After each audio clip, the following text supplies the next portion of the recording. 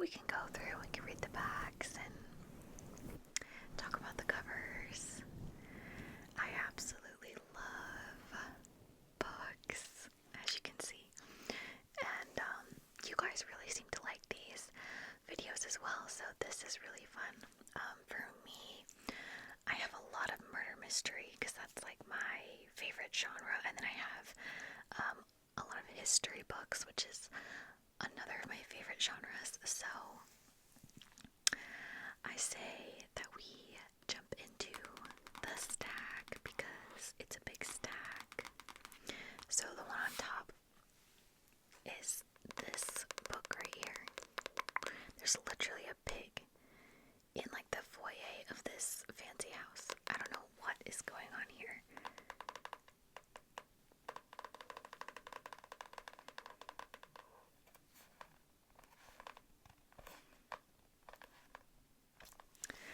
So it says, the very best in British mystery, Pearls Before Swine, an Albert Champion mystery by Marjorie Allingham.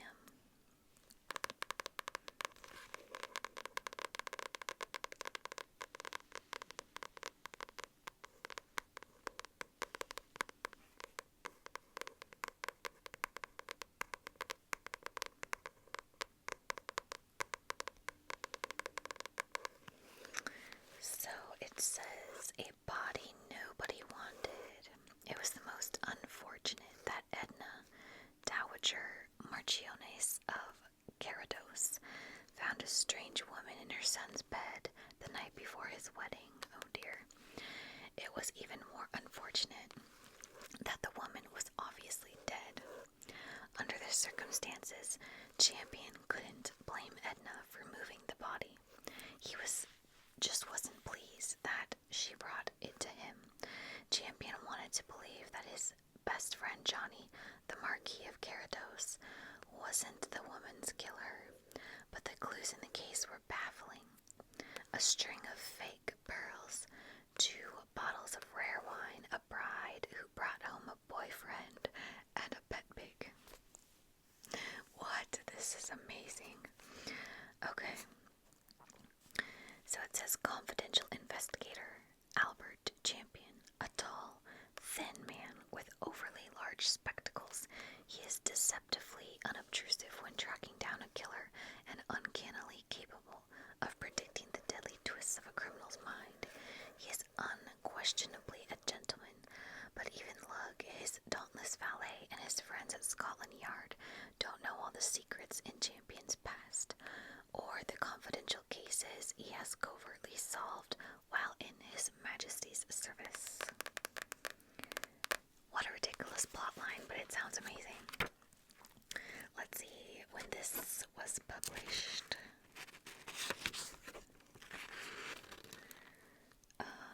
Copyright 1945, but I don't imagine this was published then because, oh, here it is, December 1984. That seems way more like it with the book cover. I was like, it's not that old.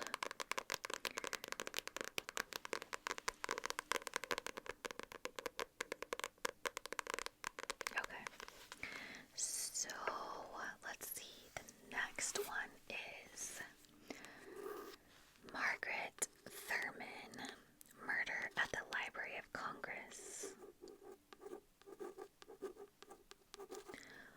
Murder at the Library of Congress.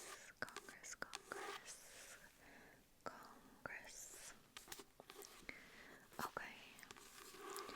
In the depths of the U.S. Library of Congress toil thousands of researchers, chasing down obsessions, breakthroughs, and new contributions to human intelligence.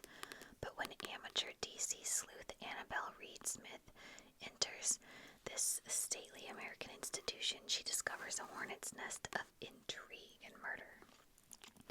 After a renowned scholar is bludgeoned to death among the scholarly stacks, an ambitious TV reporter links the case to the heist of a Spanish painting from a Miami museum and a killing in Mexico City. Annabelle suspects that buried in the library are secrets some people will do anything to keep silent. The secret of a rich man's ambition, a researcher's disappearance, and a mysterious diary of Christopher Columbus's journey, written 500 years ago. Ooh, this has everything I love. Mystery, American history, all the things, all the things.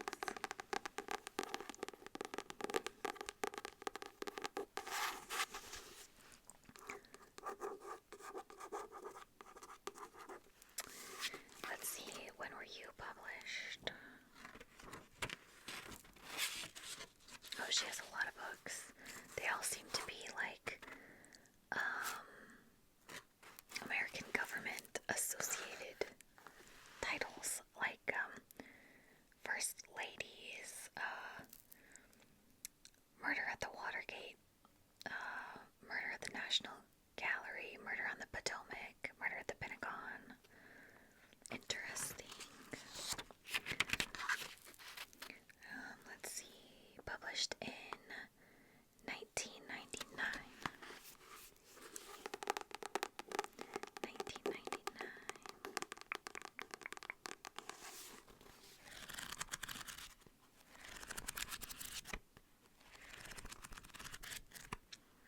So in 1999, I was 8. I was 8 years old in 1999 when this book came out. Okay, so this one is interesting. This is by Anne Perry.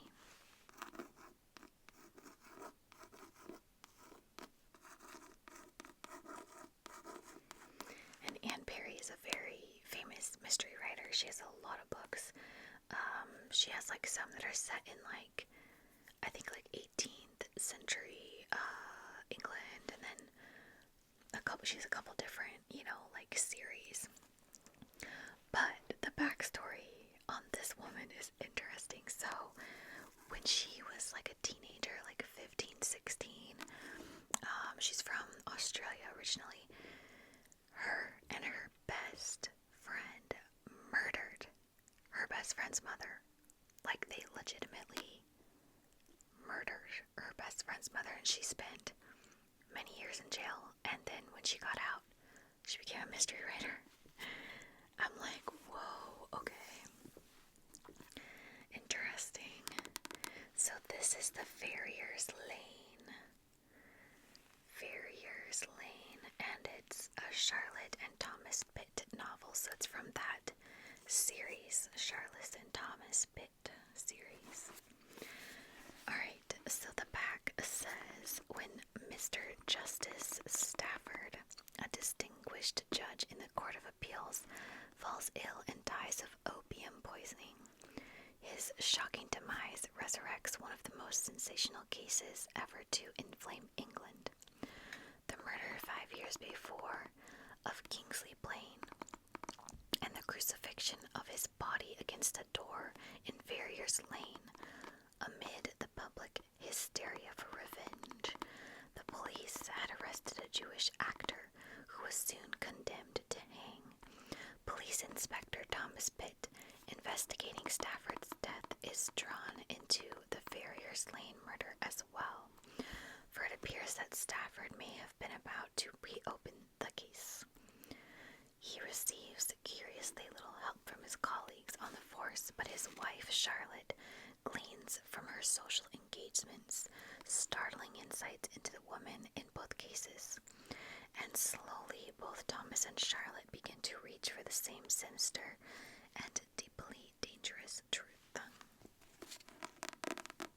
Sounds good.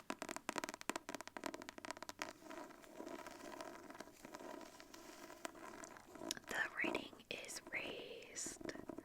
Raised. Makes good sounds.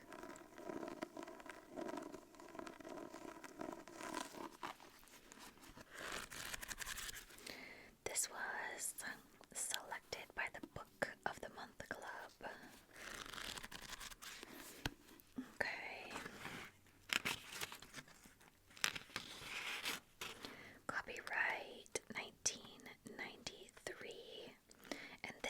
edition was printed in March of 1994.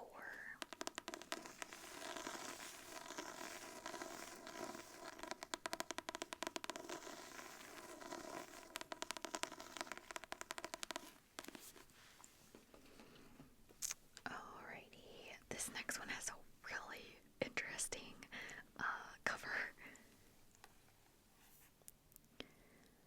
For a murder mystery, I just find this a really interesting cover.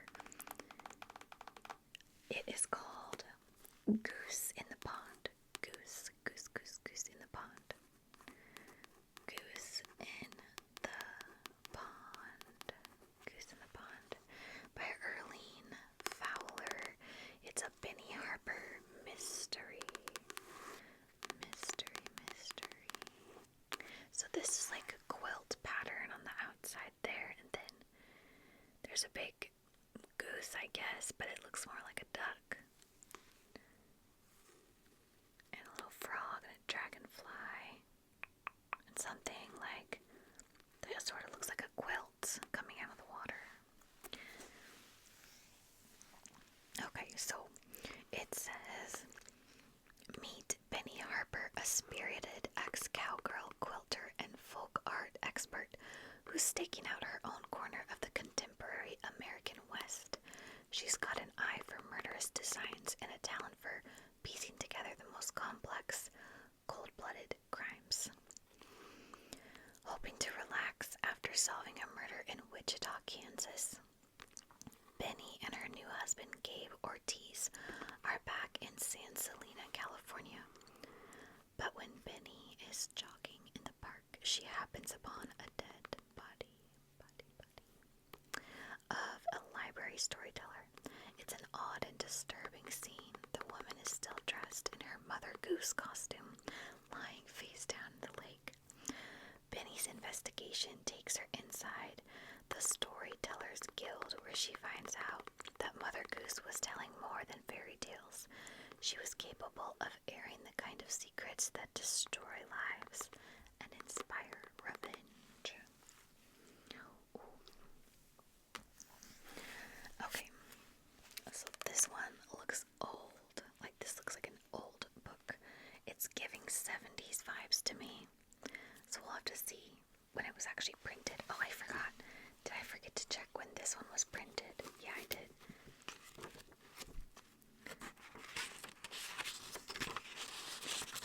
Let's see.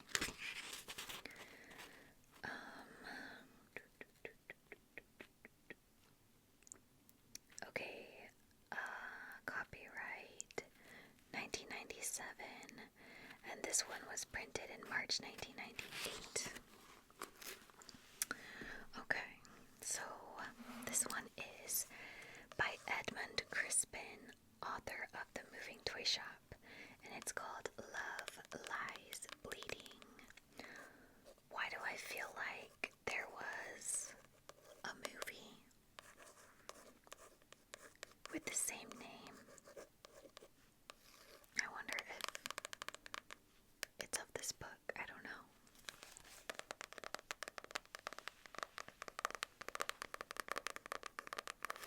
So what do we have on the cover? It looks like there's a gun, obviously.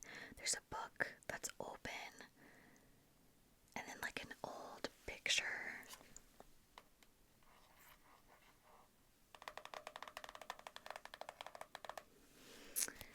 Okay, so it says the alluring young schoolgirl Brenda Boyce disappears on the eve of speech day at Castrovin Ford School. Has she been spirited away by some unknown lover, or does her disappearance have some connection to the poisonous chemicals missing from the science lab?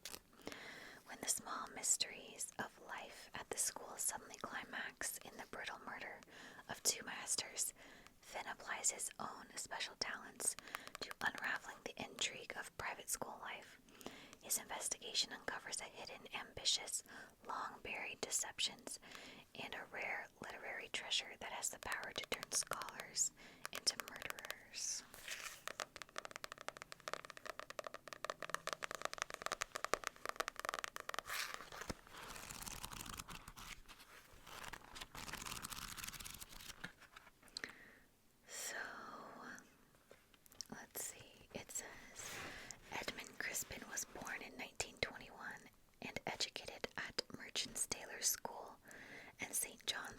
College, Oxford, where he read modern languages, and where for 2 years he was organist and choir master.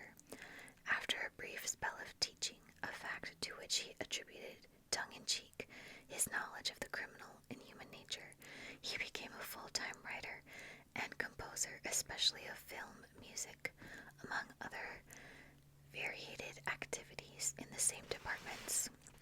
He produced concert music, edited many science fiction anthologies, and wrote for many periodicals and newspapers.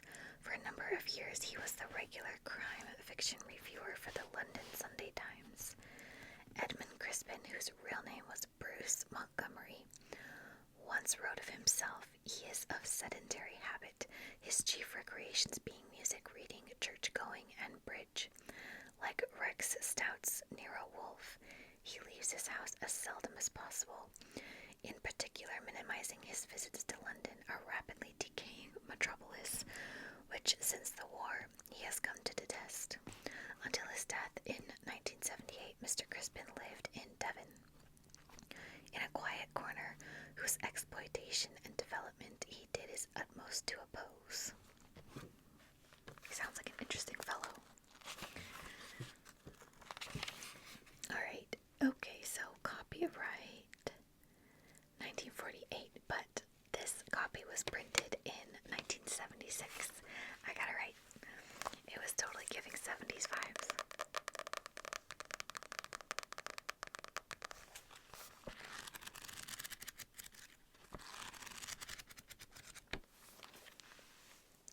Okay, so the next one is from the history genre, and it is called Exploring Lewis and Clark, Reflections on Men and Wilderness by Thomas P. Slaughter. Lewis and Clark. Lewis and Clark.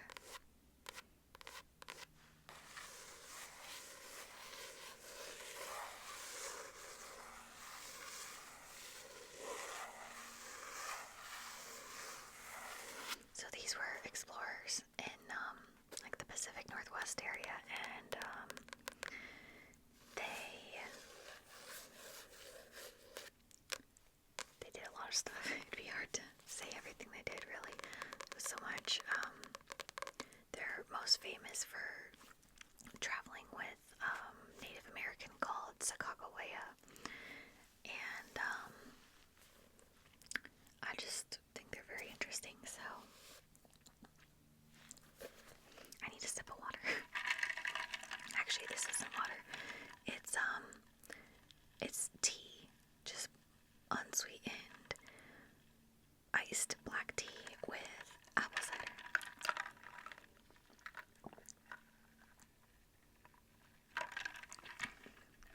It's like half and half. Apple cider and unsweetened iced tea. If you haven't tried it, highly recommend. It's my favorite fall drink.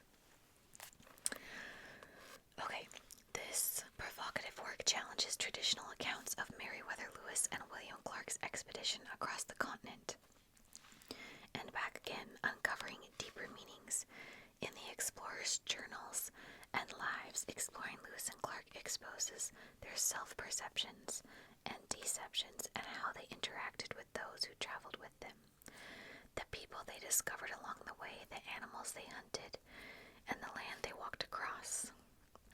The book reveals new heroes and brings old ones into historical focus. Thomas P. Slaughter interrogates the explorers' dreams, how they wrote and what they aimed to possess, their interactions with animals, Indians, and each other, their sense of themselves as leaders and men, and why they feared that they had failed their nation and president. Slaughter's Lewis and Clark are more confused, frightened, courageous, and flawed than in previous accounts.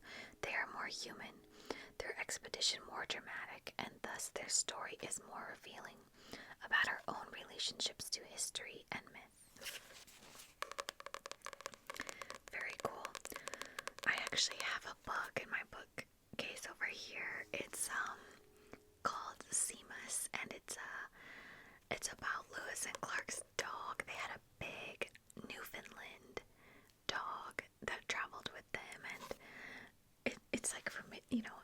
perspective. It's made up, but it has some like historical facts in there as well. It's historical fiction for kids basically, but I got it when I was like maybe 10.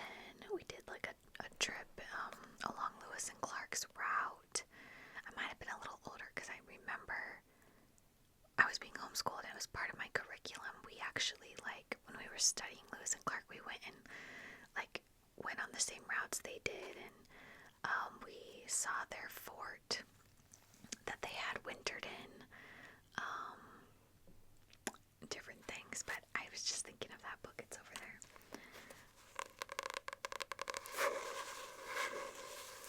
So this has a sticker on it from when it was originally bought, from Fred Meyer, bestseller book. And it's funny because this has to be like 90s, I would say, late 90s maybe, because I remember when Fred Meyer had this sticker on things like growing up, because now they've switched their colors to be like red and purple, but it used to be red and black when I was a kid. So I'm gonna guess either late 90s or early 2000s maybe. Let's find out.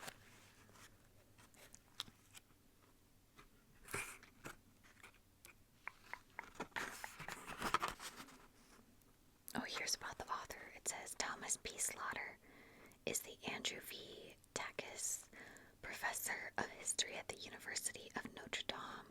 He is the award-winning author of 3 previous books, including The Natures of John and William Bartram, and is the editor of 2 other, including the Library of America edition of William Bartram Travels and Other Writings. He lives in South Bend, Indiana, with his wife and 2 children.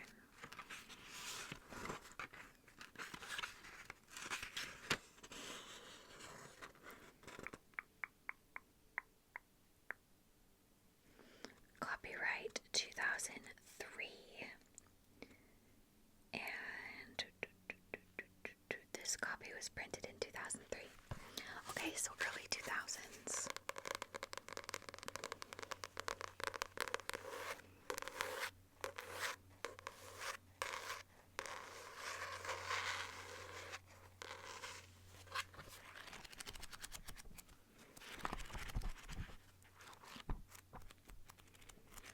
There was a picture. Oh, okay. It's a fish. Must have been from one of their journals. It's from Lewis's journal. It's a fish that they found in the river. Okay, so this next one is back to murder mystery. It's by Robert Harris. It's called The Second Sleep. The Second Sleep. Sleepy. So it looks like a person on a horse. There's a dog trailing behind, and then this looks like a building in like Europe.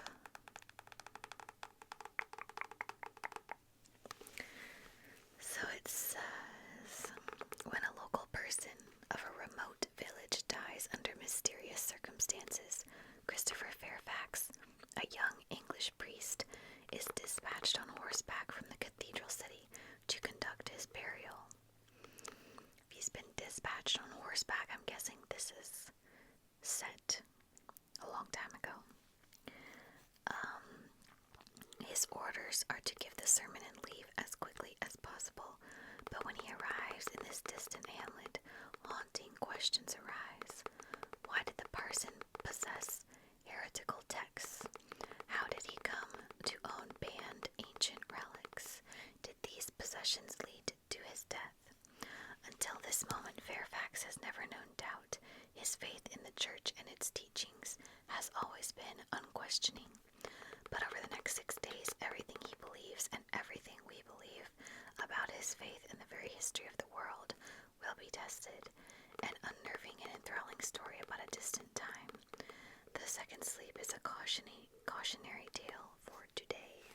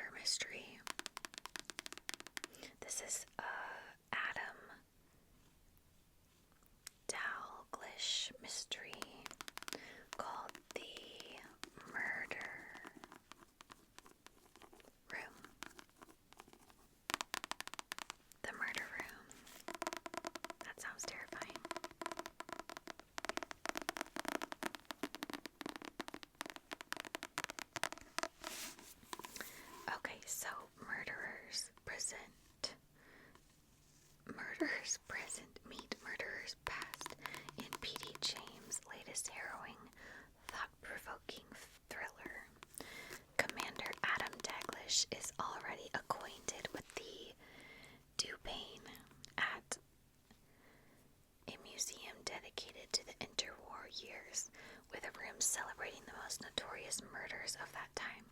When he is called to investigate the killing of a family trustee, he soon discovers that the victim was seeking to close the museum against the wishes of his fellow trustees and the Dupain's devoted staff.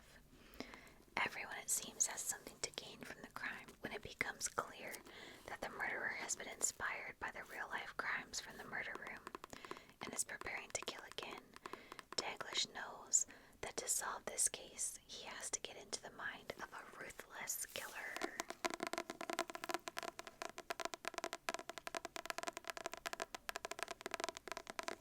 This printing looks pretty new, I would say.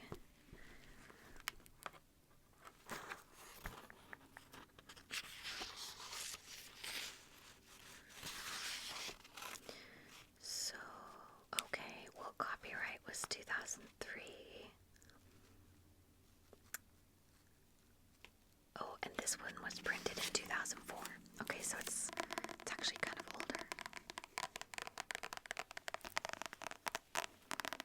I wish like all the copyright pages were identical, so you could find exactly like, you know, the copyright and then the date of printing. I wish they were kind of like in the same spot on every book, but each like publishing company does it slightly different. It's like driver's licenses. When I was a flight attendant, you know, obviously I had to check if somebody looked under 30, check their ID when they order alcohol on the airplane, and it's so hard to figure out where the date of birth is on every different state's driver's license, because they're all different, very different. So, and some of them, in my opinion, like, the ID looks fake. Like, it looks like they just printed a piece of paper and laminated it, but like, I knew it was real. I mean, I knew there's no reason for the person sometimes to give you a fake ID. Like, sometimes people just assume you have to check every person and they'll just hand it to you when they order, even if they look way over 30, you know. So I've seen all kinds of them, and some of them just literally look fake, but there's no reason for like a person who's clearly in their 60s to hand you a fake ID. So I just know that some of them, in my opinion, look fake. But okay, so this one is called Bone Deep, and this cover is giving Hocus Pocus vibes to me, like with the water wheel. Just saying. Bone Deep. This copy looks very new, I would say. Definitely like 20 teens. It's by Sandra, Ireland. Sandra, Ireland.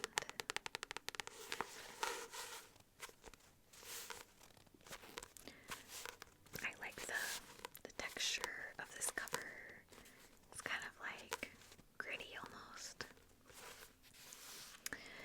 Is a story ever just a story? Mac, a retired academic and writer, is working on a new collection of folktales inspired by local legends. And at the insistence of her only child, Arthur, she hires a young assistant, Lucy, to live in a cottage on her property and help her transcribe them. What Arthur doesn't know is that his mother is determined to keep the secrets of her past from ever being discovered, and what Mac doesn't know is that Lucy has a few complicated secrets of her own. The creaking presence nearby of an ancient watermill, which used to grind wheat into flour, serves as an eerie counterpoint for these two women as they circle warily around each other, haunted by the local legend of two long-dead sisters, ready to point accusing fingers from the pages of history. This atmospheric page-turner evocatively gives voice to the question, what happens when you fall in love with the wrong person? That sounds creepy.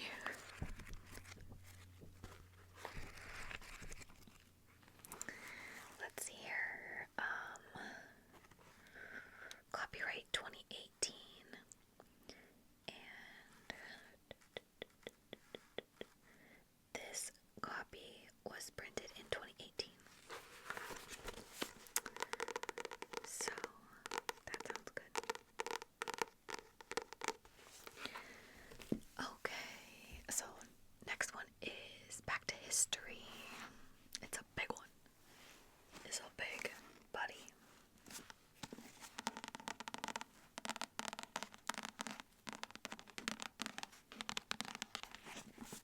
Okay, so it's called Nicholas and Alexandra, the classic account of the fall of the Romanov dynasty by Robert K.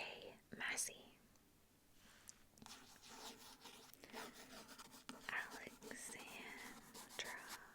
I like the font of the way Alexandra is written.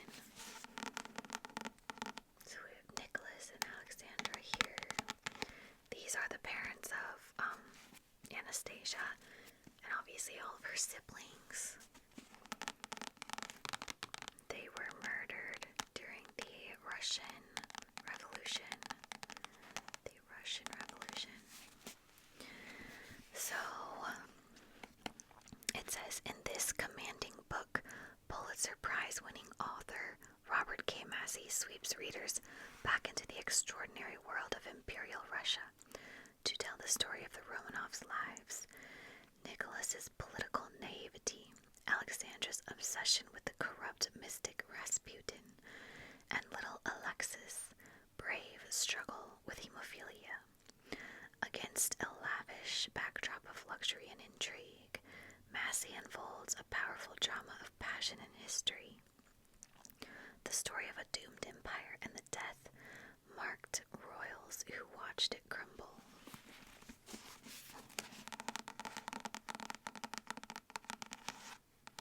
I've always been obsessed with, Anastasia when I was younger. I loved that movie, and when I first watched it, I didn't know it was a true story. I mean, the movie's obviously embellished, because Anastasia's not actually alive, but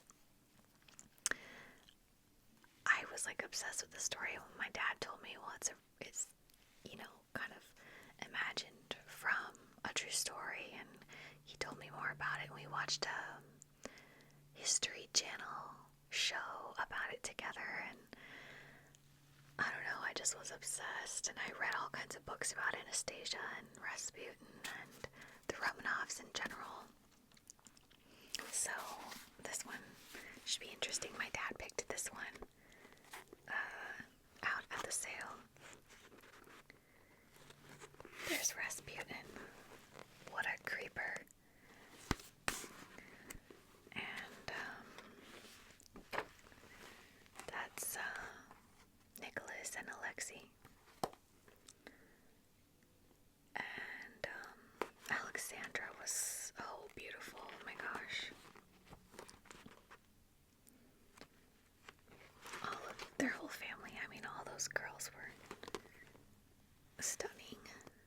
It's so sad what happened, and actually one of the most interesting facts, I guess, about what happened is they kind of knew that the people were coming for them, and they were trying to escape, and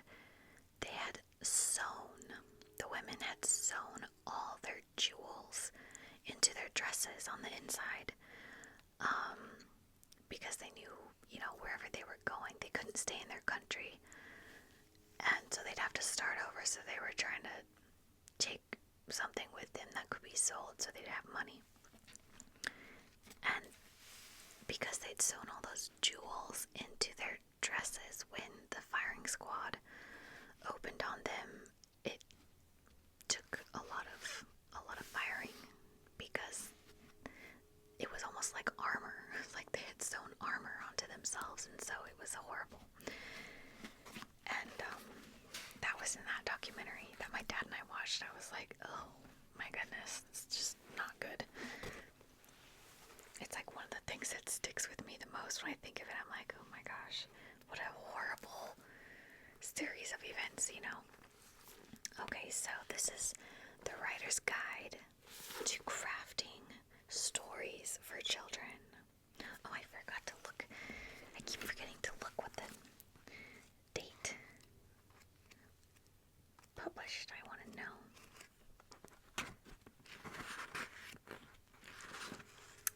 Okay, so copyright 1967, and this copy was printed in 2000, the year 2000. Alright, here we are, back to this. Stories. Crafting stories for children. What a cute cover. Look at the cute illustration. They're in a hot air balloon. And there's dragons. Dragons. There's a cute dragon back here too. It's by Nancy Lamb. Okay, so you dream of writing stories that children respond to, the kind they come back to again and again. Nancy Lamb can help you achieve that dream. She mixes insightful advice for mastering storytelling with dozens of examples that illustrate a variety of plot building techniques.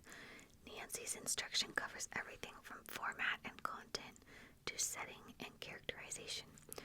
She also draws from a range of children's classics, including Where the Wild Things Are, Charlotte's Web, and Bridge to Terabithia, to explore and illuminate the unique nature of children's literature.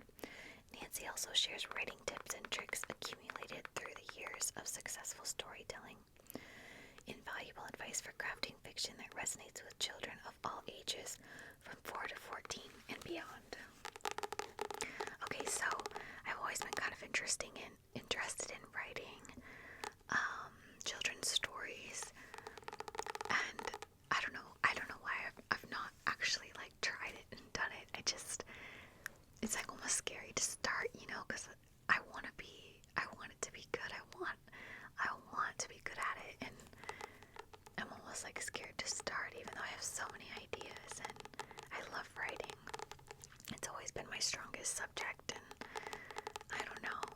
I just think about doing it a lot, and I think I'm getting closer to wanting to start. Like, my husband's trying to convince me.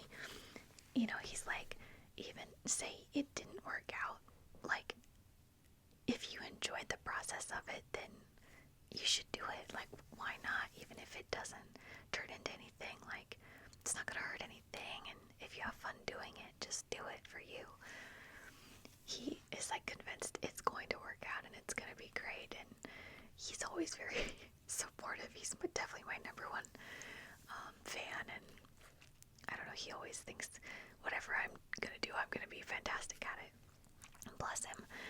But like, he's just trying to convince me, like, even if that's not the case, like, just try it, just do it for fun. And I think I'm gonna try. My mom found this book because she knows I've always kind of wanted to try, and so she was like, I'll get this and slip it in there, which is cool. I'm excited. I want to see what's in here for sure. Maybe it'll be that last little push I need to convince me to try. So the sections are building plans, foundation and structure, structural supports, interior designs, finishing touches. Let's see. This is a note from the author. It says, "The sky is bigger where I come from. When I was a child, I'd stand in the sun, where the land was so flat that the horizon so far, I could make out the curvature of the earth.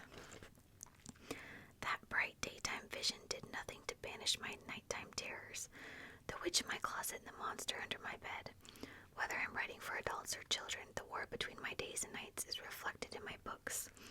Although the tendency to acknowledge the light and dark sides of life is often disguised in my work, it's always there, lurking just out of sight in sly imitation of my demons of dark.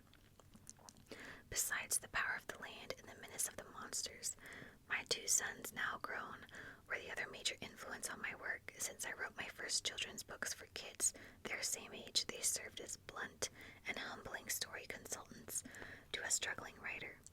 Today I live near the Ocean in Venice, California, where I write and edit, work in the garden, play with my dog along the beach, and spend time with friends. And when night comes, I never forget to close my closet doors.